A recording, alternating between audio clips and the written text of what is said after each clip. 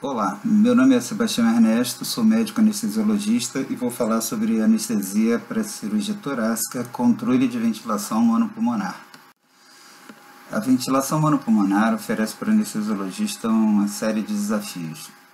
Por provocar uma série de alterações na fisiologia respiratória, necessita uma monitorização adequada, uma perfeita técnica de execução de intubação e seleção do brônquio a ser ventilado e do brônquio a ser colabado, e a checagem do posicionamento desse equipamento deve ser feito antes do início da anestesia, da cirurgia, assim que é instalado o equipamento, e após o posicionamento do paciente para a cirurgia. Então, a checagem através de ausculta pulmonar, a observação do movimento torácico, a observação das curvas de ventilação, de pressão e volume, a capnometria, a capnografia devem ser observadas atentamente, e a correção deve ser feita o mais rápido possível, porque a ventilação monopulmonar nos coloca em uma desvantagem muito grande, uma vez que a utilização de um pulmão só, enquanto o outro está colabado e recebendo ainda um pouco de sangue, provocando por isso uma chuntagem pulmonar, faz com que a dessaturação possa acontecer de maneira bastante rápida e a resolução deve ser imediata.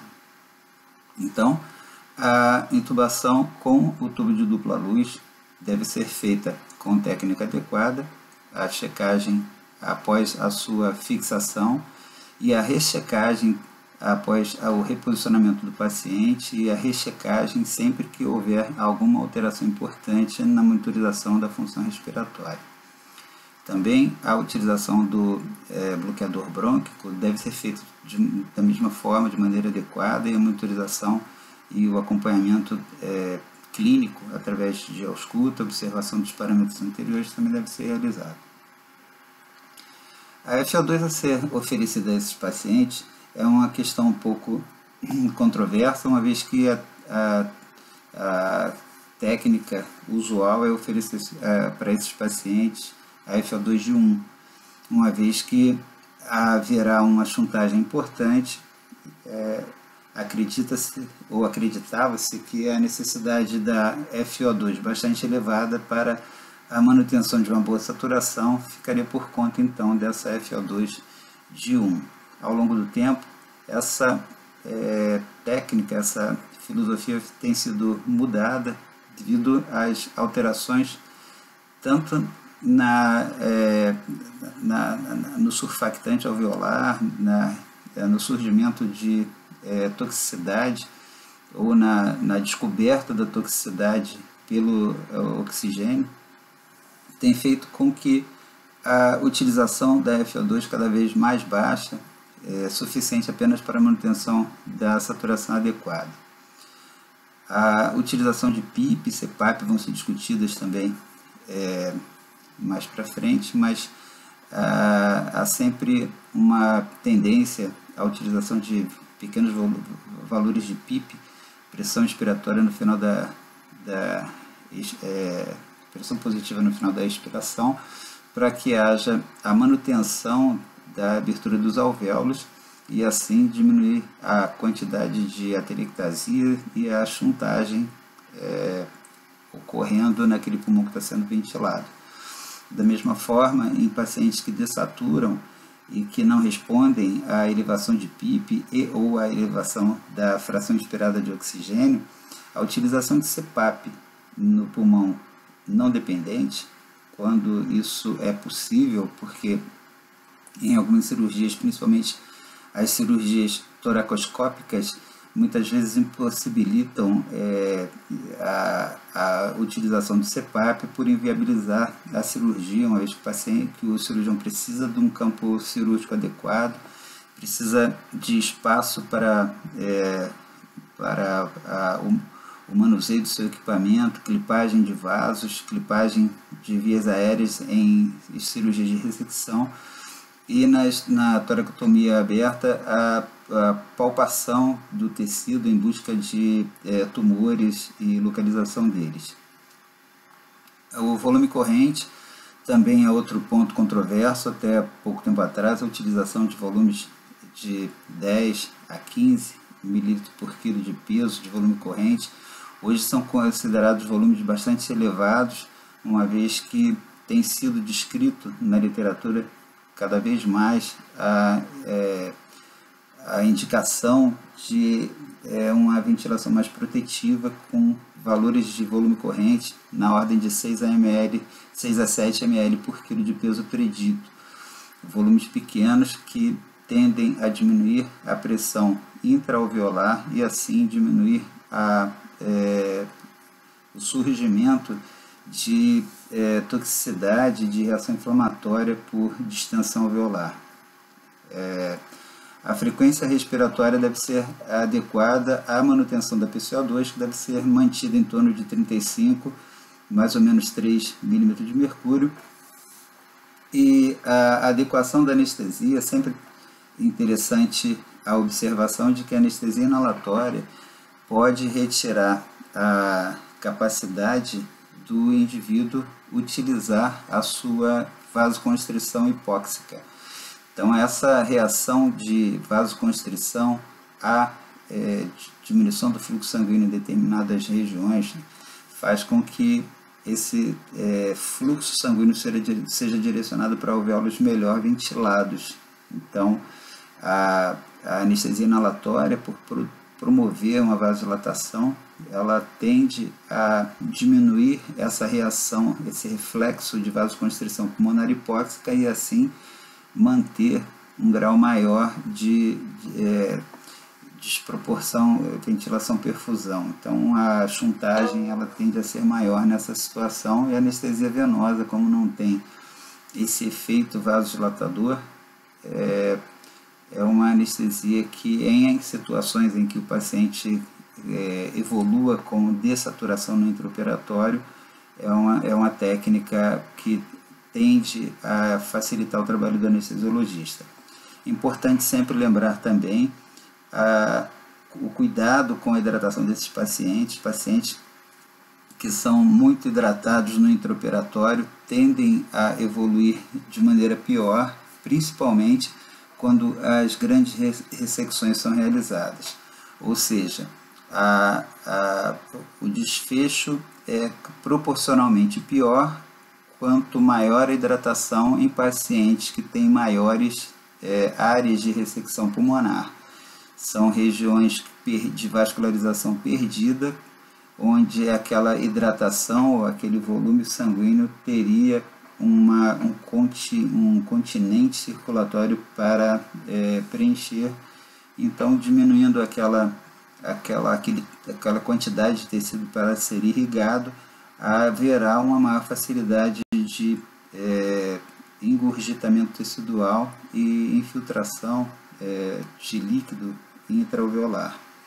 É importante sempre nesses pacientes o acompanhamento gasométrico para ver se a parte arterial condiz com os exames que são realizados na monitorização, como por exemplo o CO2 expirado. Então ele deve ser conferido periodicamente para ver se nas cirurgias mais prolongadas se a relação ventilação-perfusão não está sendo tão prejudicada que esteja alterando a eliminação do CO2 arterial, e por isso a indicação do acompanhamento através de exames seriados.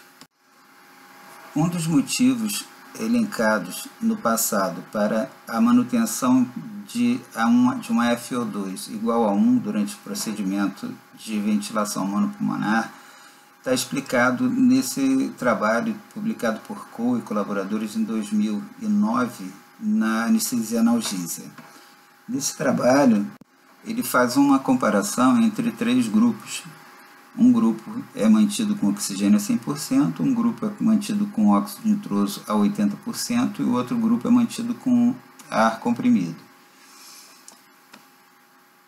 Ele fez essa comparação e, através de uma classificação em score de qualidade de colabamento do pulmão não dependente, aquele que vai ser operado, ele avaliou qual das 3 estratégias ofereceriam a melhor condição cirúrgica para o cirurgião.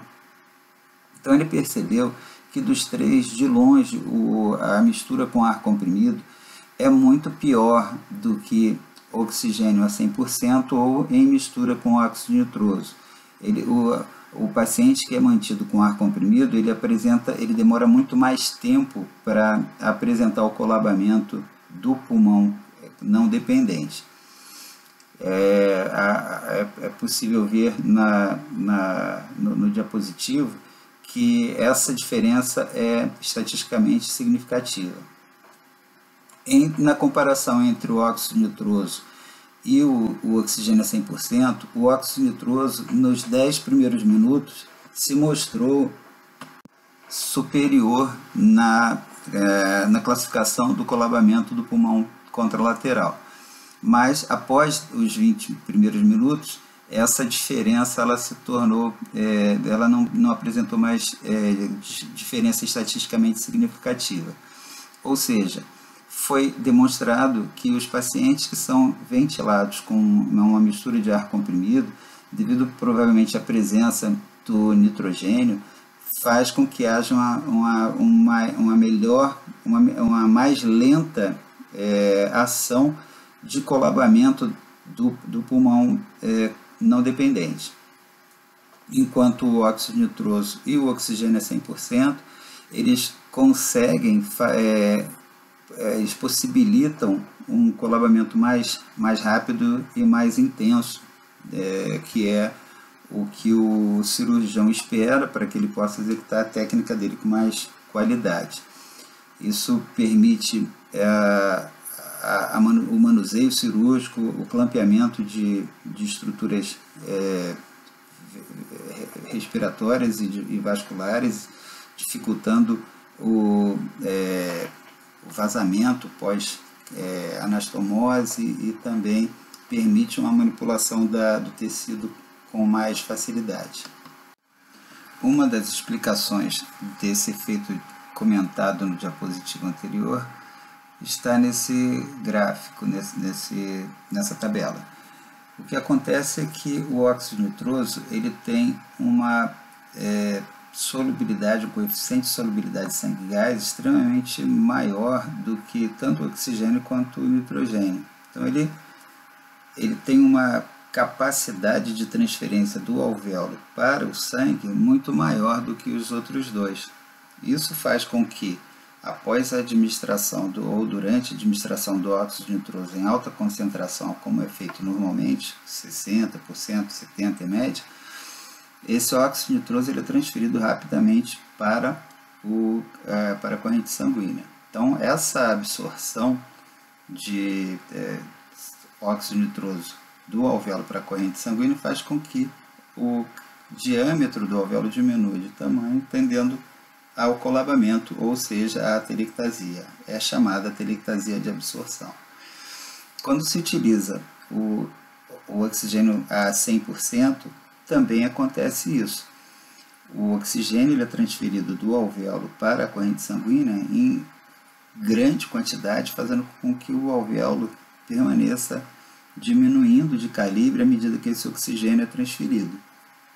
Então, com menos intensidade que o óxido nitroso, mas também com bastante competência, essa passagem do oxigênio do alvéolo para a corrente sanguínea faz com que haja diminuição do diâmetro do alvéolo e também pode acontecer, se houver a manutenção desse estado durante muito tempo, a atelectasia progressiva, a atelectasia de absorção.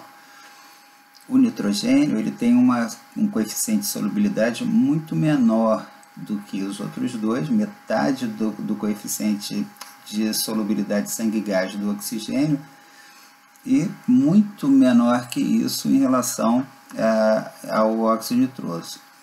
Associado a isso, ele tem a desvantagem, entre aspas, de não ter um gradiente de concentração favorável, já que o nitrogênio ele está no alvéolo, mas também tem um pouco na corrente sanguínea. E tem menos na corrente sanguínea porque ele é pouco solúvel no sangue. Então, ele mantém um gradiente entre sangue e gás muito pequeno, enquanto o óxido nitroso, que chega ao alvéolo e não encontra nenhum óxido nitroso na corrente sanguínea, o gradiente de concentração, principalmente no início da anestesia, é extremamente elevado. Isso facilita a passagem e facilita também a atelectasia de absorção.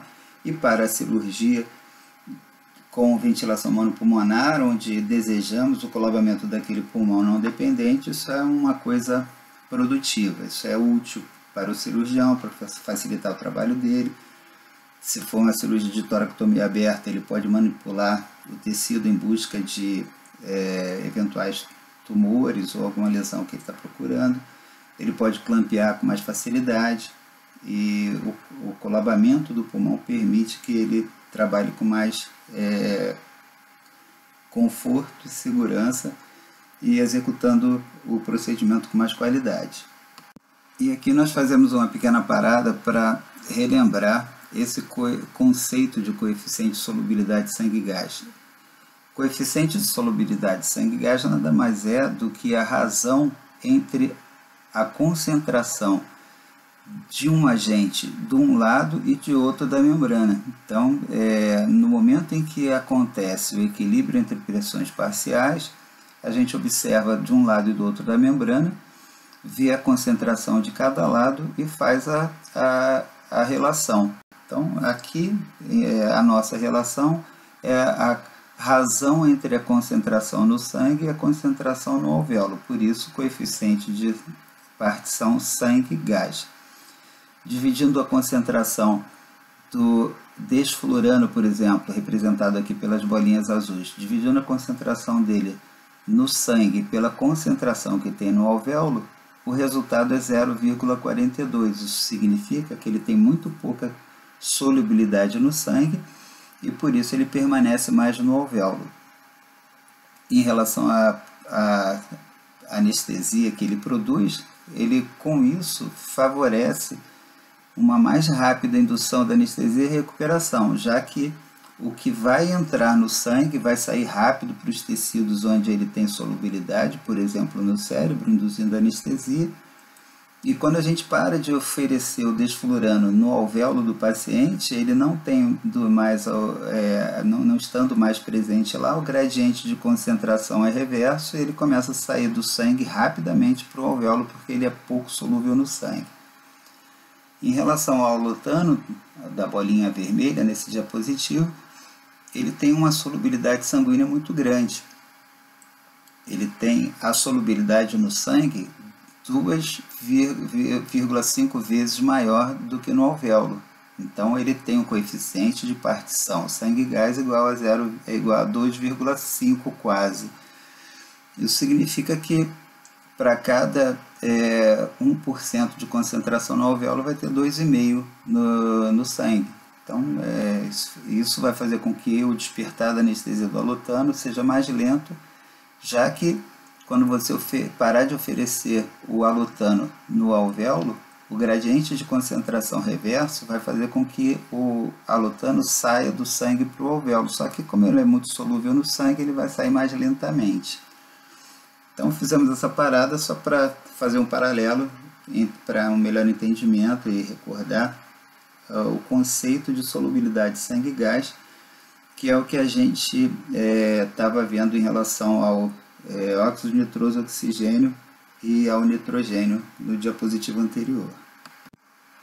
Só para a gente recordar um pouquinho mais desse conceito, então, a diferença entre os diversos agentes inalatórios em seu coeficiente de solubilidade de sangue e gás. Então, a gente vê que aqueles que têm menor solubilidade no sangue, como o desflurano, o sevoflurano e o óxido nitroso, eles são eliminados mais rapidamente do que os outros que têm uma solubilidade maior no sangue. Aqui mais uma visão sobre a atelectasia de absorção no paciente recebendo oxigênio em altas concentrações. O paciente recebe no seu alvéolo ali, no diapositivo na figura à esquerda, uma FO2 de 1 ou 100%, o alvéolo com a pressão parcial de vapor d'água de 47 milímetros de mercúrio, de CO2 de 45 milímetros de mercúrio, de oxigênio 668 milímetros de mercúrio, dando um total de 760 milímetros de mercúrio, pressão barométrica. Após a absorção, essa quantidade de oxigênio cai para uma pressão parcial de em torno de 55, ou seja, a quantidade de oxigênio ali dentro do alvéolo reduz-se bastante, o volume dele também. No alvéolo ao lado, o alvéolo B, o paciente recebendo uma FO2 de 0,21 ou 21%, ou seja, está respirando ar ambiente, e ele recebe ali uma pressão parcial de oxigênio em torno de 100, a pressão parcial de CO2 em torno de 40, o nitrogênio permanece ali com uma pressão parcial de 573 e o vapor d'água que é igual no alvéolo anterior. Tudo isso somando dá a pressão barométrica e a distribuição dessas pressões é de acordo com a pressão parcial de cada um, por isso esse valor para cada um dos gases e vapor. Após a absorção, fica ali no alvéolo algo em torno de 40 milímetros de mercúrio, o CO2 é igual, porque ele está sendo eliminado permanentemente, né, da artéria pulmonar para o alvéolo. O vapor d'água também permanece e fica uma pressão de 705 graças à absorção do oxigênio. Então, veja que a diferença da pressão parcial, da pressão alveolar final após a absorção é muito maior no paciente recebendo o ar ambiente do que no paciente que recebe oxigênio a 100%, já que grande quantidade daquele oxigênio é absorvido graças ao gradiente de concentração extremamente elevado. À direita também pode ser vista aqui uma explicação com outros aspectos, onde o alvéolo da direita aqui em cima, tem o alvéolo A e o alvéolo B recebendo oxigênio a 100%. Ocorre no alvéolo A uma diminuição do diâmetro do alvéolo graças a essa absorção e a atelectasia de absorção, que ainda não atingiu o alvéolo B. Ocorre que, à medida que vai entrando oxigênio a 100%, vai saindo o nitrogênio, que o paciente não está recebendo, então, por gradiente de concentração, acaba que o oxigênio vai prevalecendo e o nitrogênio vai saindo. À medida que o nitrogênio vai saindo, vai piorando a situação do alvéolo, que já tinha diminuído o seu raio e acaba que ele sofre atelectasia. Então, essa é a atelectasia de absorção. Então, estão explicados vários motivos aí de você, no paciente usual, não oferecer oxigênio a 100%. Além desses males, lógico, tem os outros, a toxicidade do oxigênio, que é deletério, quando oferecido em grande quantidade, em grande concentração, é deletério para o alvéolo, destrói o surfactante, provoca reação inflamatória, pode levar a outros efeitos, como, por exemplo, na criança, levar a lesão de retina, por causa daquela fibroplasia retrolental, que é uma complicação pelo excesso de oxigênio que faz vasoconstrição e acaba o paciente pode perder a visão. Então, tem outros males que o oxigênio a 100% pode produzir. Mas no paciente de cirurgia de tórax com ventilação monopulmonar, tem o benefício de provocar, pelo menos no início da anestesia, uma aceleração do colabamento do pulmão não dependente, o que é bom para o cirurgião e para o paciente nesse momento. Esmiuçando um pouco mais no controle da ventilação monopulmonar, então hoje em dia é aceito que a ventilação protetiva com baixos volume corrente pode ser mais benéfico pacientes, já foi demonstrado em vários trabalhos. Aqui a gente cita o trabalho de Blank e colaboradores, publicado em 2016, o trabalho de Okahara e colaboradores, publicado em 2018, que mostram que nos pacientes com a utilização de volume corrente em torno de 6 a 8 ml por quilo de peso predito, leva a menor reação inflamatória, menor tempo de ventilação mecânica no pós-operatório, e o desfecho do paciente acaba sendo melhor. A utilização de PIP com valores baixos de PIP e sendo aumentado à medida que se faz necessário, ou seja, vai sendo titulado o valor da pressão positiva expiratória final, de acordo com a queda da saturação, ou não. Então o PIP ele tende a manter o alvéolo aberto, já que você está utilizando um volume corrente menor num pulmão que está sofrendo a pressão do mediastino que está sobre ele.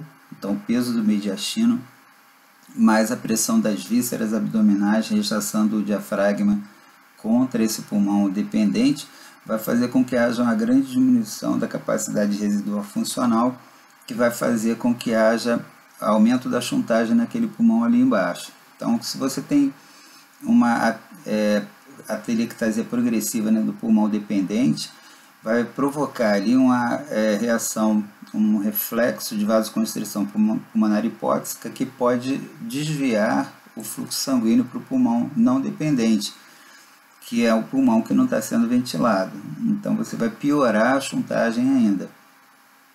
O que se faz então é, para haver uma melhor aceitação fisiológica do volume corrente de baixo, menor, em valores menores, aceitos hoje como sendo valores mais protetores.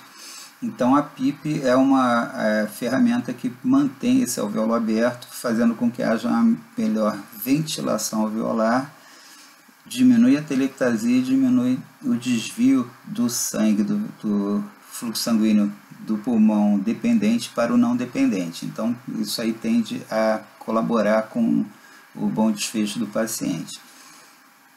A fração inspirada de O2, como foi dito até pouco tempo atrás, e alguns autores até hoje ainda acreditam que a FO2 deve ser mantida elevada para a melhor preservação da saturação, mas hoje em dia os estudos mostram que há uma tendência a se reduzir esse valor de FO2 a valores que sejam os menores possíveis, que consigam manter uma saturação adequada. Então, no meio do caminho, talvez uma anestesia iniciada com a FO2 elevada para facilitar o colabamento do pulmão não dependente, mas depois disso a restauração de valores de FO2 menores para preservação dos alvéolos que estão sendo ventilados no pulmão dependente.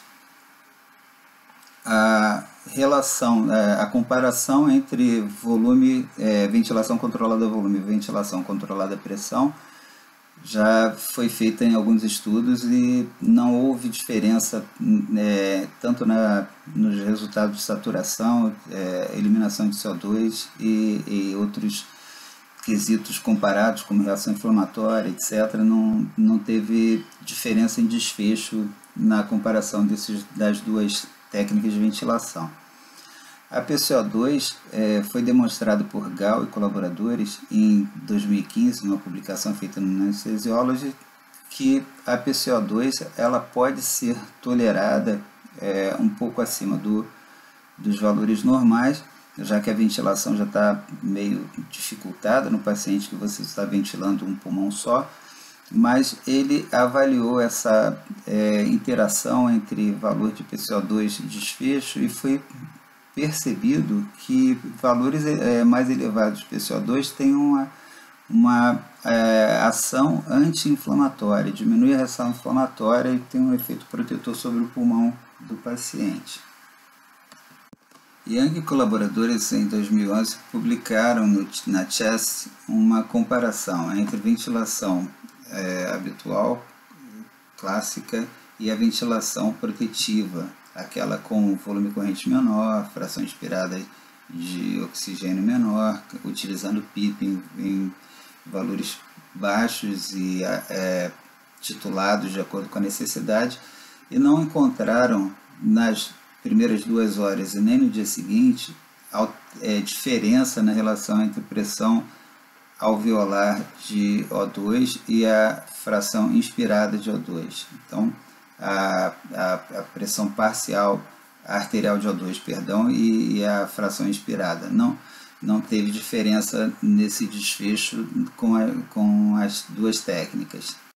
Na avaliação das primeiras 72 horas, porém, foi percebido uma grande piora nos pacientes de ventilação conservadora, clássica, em relação à ventilação protetora, tanto nos quesitos relação entre pressão arterial de O2 sobre fração inspirada de O2, que ficou menor que 300, a apresentação de atelectasia, infiltrados inflamatórios, muito maior nesses pacientes também, a reação inflamatória, lesão pulmonar, e no cômputo de todas as mortalidades nos pacientes, foi muito maior também nos pacientes que não receberam a ventilação protetora, mostrando que o caminho hoje é proteger esse pulmão com as técnicas mais conservadoras de volume corrente 6 a 8 ml por quilo de peso predito, menor FO2 possível, a pressão de ventilação também o mais baixo possível, mantendo uma PIP adequada para a necessidade e a evolução do paciente. A PIP, porém, não é um remédio sem efeitos colaterais e sem efeitos de sobredose. Nesse gráfico, onde foi aplicada a PIP num paciente que antes apresentava uma pressão arterial de O2 menor que 80 mm de mercúrio, durante a ventilação monopulmonar, então a PIP conseguiu fazer com que houvesse elevação desse valor de pressão parcial de O2. À medida que foi se somando o valor de PIP, ou seja, foi aumentando a PIP até 10 mm de mercúrio, nesse caso foi havendo uma melhoria na saturação e na pressão parcial de oxigênio do paciente. Isso se deve à abertura dos alvéolos, tendendo ou já colabados, ou seja, desfaz-se a atelectasia, impede-se novas atelectasias. Porém, à medida que você aumenta muito o valor do PIP, a pressão excessiva intraalveolar comprime a microcirculação perialveolar, fazendo com que haja uma diminuição do fluxo sanguíneo ali e um desvio desse sangue para o pulmão não dependente. Isso vai fazer com que haja um aumento da chuntagem, ou seja, você tem o efeito máximo da PIP por diminuição da chuntagem que era provocada pela atelectasia desses alvéolos. Os alvéolos foram abertos pela utilização da PIP e a circulação do sangue que acontecia naqueles alvéolos sem ventilação começa a receber mais oxigênio com melhora da pressão parcial. À medida que você aumenta excessivamente essa PIP, ela começa a comprimir os vasos por expansão excessiva alveolar e ocorre então o retorno da chuntagem, agora por desvio do fluxo sanguíneo para o pulmão não dependente devido ao aumento da resistência vascular pulmonar na região onde está sendo ventilado com PIP elevado. Então, a PIP ela é benéfica, mas ela tem que ser tateada e acompanhada, e o paciente deve ser monitorizado para saber até onde essa PIP consegue ajudar e a partir de onde ela começa a causar problema também. E no controle do paciente em ventilação monopulmonar, que começa a apresentar redução da saturação e da pressão parcial de oxigênio, estratégias podem ser assumidas na tentativa de reverter esse quadro desfavorável. Então, a primeira ação no paciente que apresenta, durante a ventilação monopulmonar, redução da pressão parcial de oxigênio, é a utilização da PIP. A PIP vai abrir mais esse alvéolo, porém, se ela for excessiva, como foi dito, vai desviar o fluxo sanguíneo dessa região onde há aumento da pressão intraalveolar e, como consequência da resistência vascular, vai haver desvio para o pulmão contralateral, que é o não dependente, que é o que não está sendo ventilado. Se acontecer esse efeito desfavorável em relação à PIP e reduzir a PIP, piorar de novo a situação do paciente, pode ser instalada a CPAP no pulmão não dependente, ou seja, através da separação dos dois pulmões, com a abertura se estiver sendo utilizado o tubo de dupla luz, você continua ventilando o pulmão de baixo diretamente, coloca um dispositivo no pulmão não dependente para manter uma oferta permanente de oxigênio nesse pulmão não dependente e uma pressão de base para que haja uma manutenção de alvéolos abertos e assim a absorção de oxigênio para aproveitamento daquele sangue, aquele fluxo sanguíneo que está sendo chuntado nesse pulmão não dependente. Infelizmente, em algumas cirurgias, o CPAP não pode ser utilizado por causa do prejuízo que pode causar para a execução do procedimento cirúrgico. Principalmente em algumas toracotomias, é difícil você, utilizando a CPAP, manter um colabamento adequado para permanecer viável a cirurgia. E se for a toracoscopia, então, pior ainda, é mais difícil para o paciente. A relação entre CPAP, quando possível utilizar, e a PIP no pulmão dependente, ou seja, pulmão dependente PIP e CPAP no pulmão dependente, é uma matemática que pode ser manipulada para que haja uma melhor oferta de oxigênio alveolar e consequente melhora da pressão parcial de oxigênio no paciente. Um esquema que pode ser utilizado então na tentativa de utilização do PIP está demonstrado nesse esquema. O paciente está sendo ventilado por um pulmão pela uma das vias do tubo de dupla luz que vai para o pulmão dependente. A ventilação permanece ali, ventilação mecânica com utilização eventualmente de PIP. E no pulmão não dependente, então instala-se, como aqui à esquerda, um dispositivo que tem uma válvula ajustável com pressão de saída e você mantém uma oferta de oxigênio através de uma entrada lateral. Então fica entrando ali o oxigênio. É necessário sempre que antes da instalação da CPAP você faça um volume corrente para aquele pulmão para poder abrir os alvéolos, senão não vai adiantar nada ficar oferecendo oxigênio com a CPAP só, não tem um resultado adequado. Por isso, em algumas cirurgias você não tem como fazer isso, porque vai expandir o pulmão de maneira inadequada para o cirurgião. E aqui uma demonstração mais real, não utilizando no paciente, mas com equipamento fotografado, onde você vê que o tubo de dupla luz está ali, do lado direito ele recebe o aparelho de anestesia que vai promover a ventilação mecânica desse lado do pulmão, e no lado esquerdo tem um dispositivo que na extremidade ele tem uma válvula que ajusta a pressão de saída para manter uma pressão de CPAP, né, durante a cirurgia. À direita está sendo demonstrado aqui a válvula que mantém a pressão que você ajusta para manter um valor de CPAP adequado à necessidade do momento do paciente durante a cirurgia. Se houver uma queda importante na pressão parcial de oxigênio, então é importante a estruturação de condutas de avaliação e de tratamento da situação vigente. Primeiro passo, auscultar o pulmão que está sendo ventilado.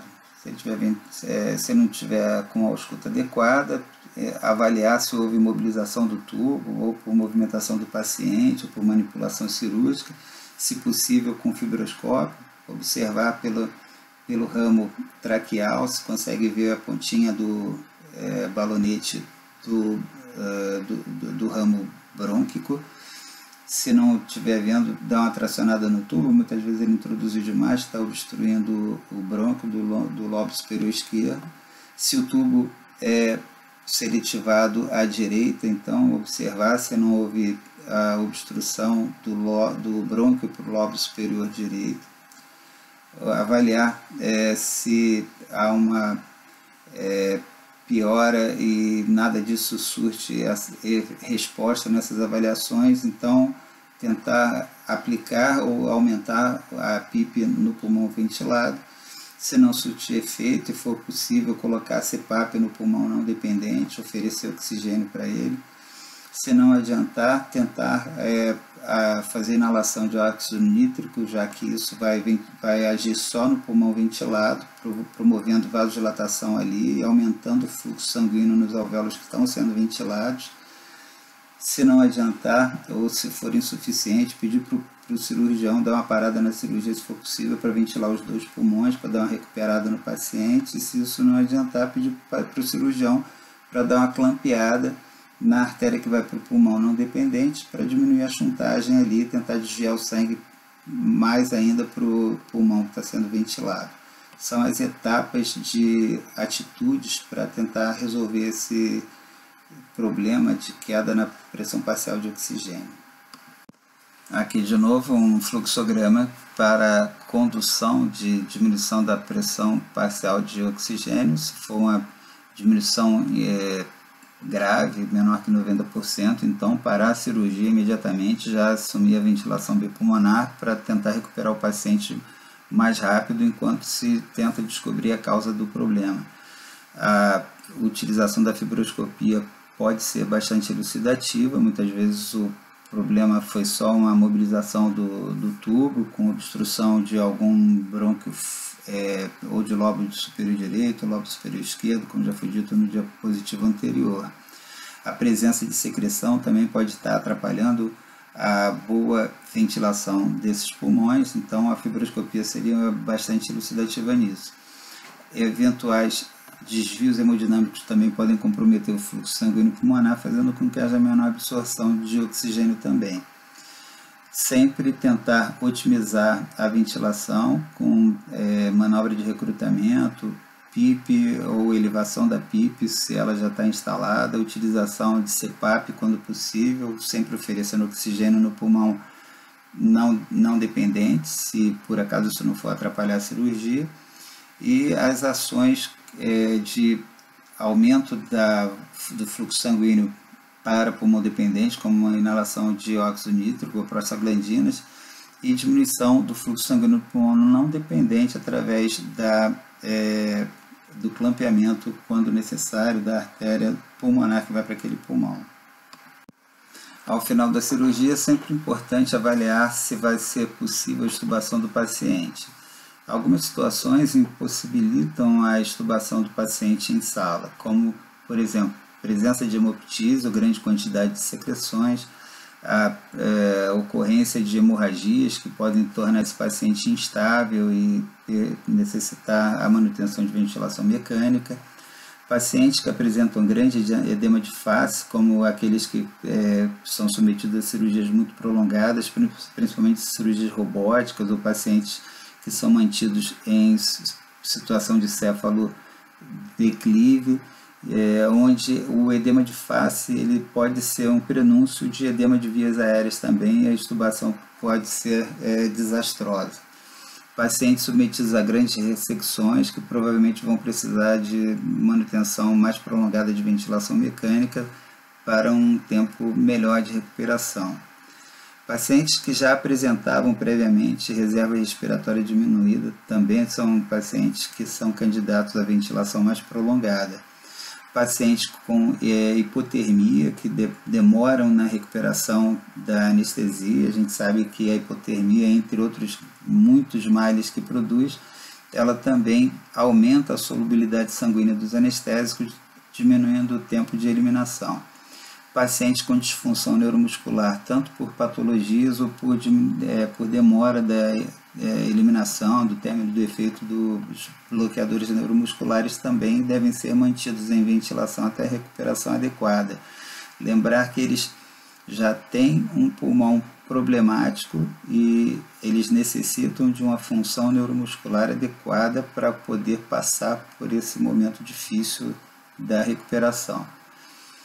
E se for necessária a manutenção da ventilação mecânica ou a intubação apenas, então a decisão de se manter com o tubo de dupla luz, se ele estiver sendo utilizado, então nos pacientes eventualmente com um grande edema de face, aqueles pacientes de viéria muito difícil, onde a reintubação pode ser perigosa, eventualmente pode deixar esse paciente com o tubo de dupla luz mesmo. E um dos problemas, alguns dos problemas na verdade, são a dificuldade de aspiração, porque são tubos de luz interna menores, com mais dificuldade de introdução da sonda de aspiração. O ramo brônquico é muito longo, a sonda de aspiração tem que ser mais longa também. A experiência de pessoal de terapia intensiva com esse tipo de tubo é diferente da experiência da anestesia, que já vivencia a utilização desse material com mais frequência. Então tem algumas situações assim. E se o tubo foi utilizado, tubo de luz única, tubo comum, com a utilização de bloqueador brônquico, é só retirar o bloqueador brônquico e manter o paciente com tubo de luz única. E se a decisão for retirar o tubo ou trocar o tubo de dupla luz por um tubo de luz única para manutenção no pós-operatório, pode ser utilizado o trocador de tubo, que está representado no diapositivo aqui. Nessa foto tem a foto A e a foto B. A foto B é um detalhe da extremidade, tem um orifício distal e um orifício um pouco acima para a ventilação do paciente. Na foto A pode ser percebida a conexão que pode ser instalada na outra extremidade do trocador, e por essa conexão pode ser feita a oxigenação do paciente através de bolsa autoinflável, equipamento conjunto, bolsa e máscara com fornecimento de oxigênio. Então esse fio trocador, esse tubo trocador, ele é introduzido no tubo de dupla luz ou no outro tubo que queira se trocar. A lubrificação interna do tubo é importante para facilitar a retirada, e a utilização do tubo trocador como fio guia para a introdução do próximo tubo. Tá? É sempre interessante também, onde há a possibilidade de utilizar a fibroscopia, esse tubo trocador ele pode ser passado não por dentro do tubo, mas até por fora, sob a visão do fibroscópio, para a introdução e retirada do material do tubo que já estava instalado previamente. Terminamos aqui mais uma das aulas de anestesia para cirurgia de tórax. Espero que tenham gostado do conteúdo e temos nosso e-mail aí para sugestões e comentários. Muito obrigado.